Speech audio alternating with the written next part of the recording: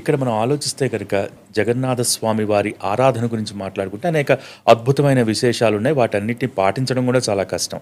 కానీ చాలామంది భక్తులు అడుగుతూ ఉంటారు. అంటే మామూలుగా మన ఇష్టదైవం, కులదైవంలాగా జగన్నాథ స్వామిని ఆరాధించాలంటే, మనకి ఇష్టదైవంగా ఆరాధించాలంటే ప్రతినిత్యం ఇంట్లో ఏ విధంగా ఆరాధించుకుంటే బావుంటుంది అనేది? జగన్నాథ, బలదేవ్, సుభద్ర అనే రూపాలు మనం ఒరిస్సా, బెంగాల్లో చూస్తే హ్మ్. ఆల్మోస్ట్ ప్రతి ఇంటిలోనూ ఉంటాయన్నమాట. ఇది వాళ్ళ కల్చర్లో భాగం. ప్రతిరోజు కూడా వారు ఆరాధిస్తారు. ఈ ఆరాధన దేవస్థానంలో మేము ఎట్లా చేస్తాము అంటే హుహు. 6 రకాల ఆరతులు, 6 రకాల నైవేద్యాలు సమర్పిస్తాం అన్నమాట రోజుకి. అది హైయెస్ట్ వర్షిప్. ఓకే. కొంతమంది భక్తులు ఏం చేస్తారంటే ప్రతిరోజు కూడా ఒక ఆరతి, ఒక నైవేద్యాన్ని సమర్పించి ఆ రకంగా మొదలు పెడతారు. సో ఇంట్లో కూడా ఆ రకంగా మొదలుపెట్టి క్రమక్రమంగా మనం పెంచుకుంటూ వెళ్ళొచ్చు. మనకున్న అవకాశం ప్రకారం, లేకపోతే మనకున్న ఏమంటారు ఆ మీన్స్ ప్రకారం చేసుకోవచ్చు అన్నమాట. ప్రతి ఒక్కరూ ఆరాధించదగిన ఆ రూపాలు ఈ జగన్నాథ, బలదేవ, సుభద్రమైన ప్రతి ఒక్కరూ కూడా తీసుకోవచ్చు, చేసుకోవచ్చు, ఈ ఆరాధన చేయొచ్చు. ఈ ఆరాధనను విశ్వవ్యాప్తం చేసింది ఎవరు అంటే ఈ హరే కృష్ణ ఉద్యమ సంస్థాపకాచార్యులు, విశ్వగురువులు, his divine grace AC Bhaktivedanta Swami ప్రభుపాదుల వారు. ప్రభుపాదుల వారు మొట్టమొదటి వైష్ణవాచార్యులు. ఈ సముద్రాలను దాటి ఆ పాశ్చాత్య దేశాలకు వెళ్ళారన్నమాట.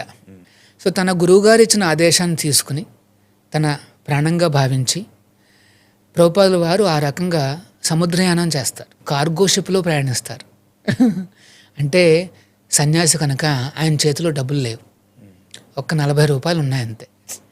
సో 40 రూపాయలు, వయసు ఎంత అనుకుంటున్నారు? 70 ఏళ్ల వయసు. ఆ వయసులో ఆయన కార్గో షిప్ ఎక్కి న్యూయార్క్ సిటీకి వెళ్ళాలనేసి కోరిక. సో ఆ రకంగా ఫ్రీ టికెట్ తెచ్చుకుంటారు కార్గో షిప్లో. దాని పేరు జలదూత అని పేరు మాట. ఆ షిప్ పేరు జలదూత. సో ఆ జలదూతలో ఆ రకంగా ప్రయాణిస్తూ ఉంటే ఎటు చూసినా సముద్రం నీళ్లు. సో వెంటనే 3 రోజులకే సీ సిక్నెస్ వచ్చేస్తుంది ఆయనకి.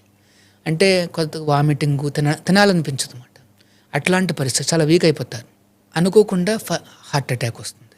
హార్ట్ అటాక్ వచ్చినప్పుడు చాలా వీక్ అయిపోతారు. అక్కడ ఉండే ఆ క్రూ, పైలట్ వీళ్ళందరూ కొద్దిగా సేద తీర్చి కాస్త మెడికేషన్ అది ఇచ్చిన తర్వాత తేరుకుంటారు. తేరుకోగానే మళ్ళీ వెంటనే రెండో హార్ట్ అటాక్ వస్తుంది.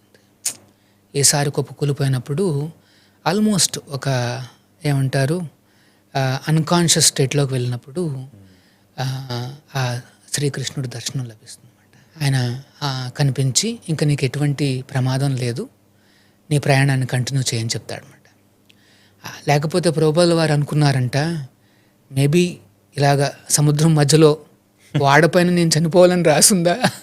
కాదండి, 2 సార్లు గుండె నొప్పి వచ్చిన తర్వాత ఏ మనిషి అయినా ఇంత వ్యాప్తి చేస్తారా, ఇంత ధర్మాన్ని ఇంత వ్యాప్తి చేస్తారా అనే ఒక్క క్వశ్చన్కి మంచి సమాధానం. అది చాలా ఆశ్చర్యకరమైన విషయం అన్నమాట. సో ఆ రకంగా ప్రభుపాదుల వారు ఇవన్నీ తట్టుకుని ఎప్పుడూ కూడా అడగలేదు అన్నమాట ఎవరిని, నన్ను వెనక్కి తీసుకుపోండి అని. ముందడిగే వేశారు. కానీ ఎప్పుడు ప్రభుపాదుల వారు మొట్టమొదటిసారి ఈ జగన్నాథ రథయాత్రని నిర్వహించారు? ఆ వైభవం ఏ విధంగా ఉండింది ఆ రోజున? సో ఆ రకంగా ప్రభుపాదుల వారు ఆ రకంగా ప్రయాణించి న్యూయార్క్ సిటీకి చేరుకుంటారు. చేరుకున్న తర్వాత ఎటు వెళ్ళాలో తెలియదు. 40 రూపాయలు చేతిలో ఉన్నాయి, కొన్ని ట్రంక్ బాక్సులు ఉన్నాయి. ఆ ట్రంకుల్లో భాగవతం పుస్తకాలు ఉన్నాయి. ఆయన వాడ దిగుతూ ఒక సెట్టు చేతిలో పైలట్ చేతిలో పెడతాడు. ఆయన పేరు పాండే, మిస్టర్ పాండే, నేను ఇప్పుడు అమెరికాకి వచ్చాను, నా దగ్గర $1 లేదు, ఈ 3 పుస్తకాలు తీసుకుని నీకు ఎంత తోస్తే అంత ఒక డొనేషన్ ఏమని అడుగుతారు. ఒక $15 చేతిలో పెడతాడు. సో అది ఆ రకంగా ప్రభుపాదుల వారు తన ప్రచారం ప్రారంభిస్తారు అన్నమాట. నెక్స్ట్ 11 ఇయర్స్లో అక్కడి నుండి, అంటే ఆ సందర్భం నుండి నెక్స్ట్ 11 ఇయర్స్లో ఆయన మహాసమాధి తీసుకున్నారు. 11 ఇయర్స్ తర్వాత ఆ 11 ఇయర్స్లో అన్ని ఖండాల్లోనూ 108 దేవస్థానాలు స్థాపించారు ఆయన. 108 అసలు సామాన్యుడికి సాధ్యమయ్యేది కాదు. 108 రాధాకృష్ణులు, లక్ష్మీ నరసింహ ఉపాసన మరియు జగన్నాథుడి యొక్క రథయాత్రలో. అంటే భారతదేశంలో చాలామంది కూడా పాశ్చాత్య సంస్కృతి వైపు వెళ్ళాలి, అక్కడికి వెళ్ళాలి, అక్కడేదో ఉంది, అక్కడేదో మహిమ ఉంది అని అటువైపు వెళ్తున్న సందర్భంలో ఆ రోజునే పసిగట్టి పాశ్చాత్య దేశాలకు వెళ్ళి అక్కడ మన సంస్కృతిని విశ్వవ్యాప్తం చేయడానికి ఒక బీజం వేశారు చూడండి. అద్భుతం. అద్భుతం అండి. యాక్చువల్గా ప్రభుపాదుల వారు వెళ్ళినప్పుడు ఏం చూశారు అంటే పాశ్చాత్య దేశస్తులు అందరూ కూడా ఎదురు చూస్తున్నారు, ఆకలిగా ఉన్నారు.